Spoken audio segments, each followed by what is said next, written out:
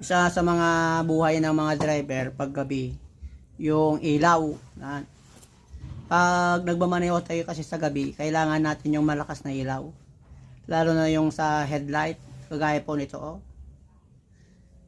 Napakalakas po ito na ilaw. Nilalagay po ito sa pinakagitna ng headlight. Oh.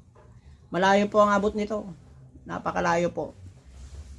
Pwedeng gamitin po kung sa NMAX din to, yung Suzuki, Yamaha, Kawasaki, pwede din po to. Kasi flexible din po siya.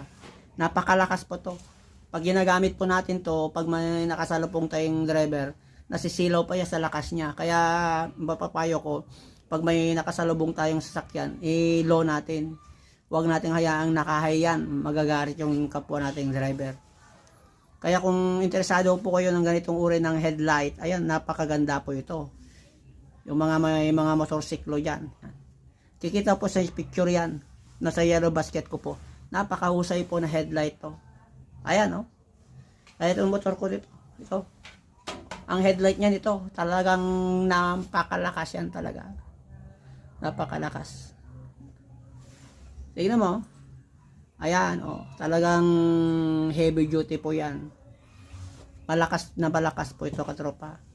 Check out mo na kung palitan mo na yung headlight mo na pakurap-kurap na mahina. Yan, ito ang ipalit mo. Mura lang sa TikTok yan. Check out mo na.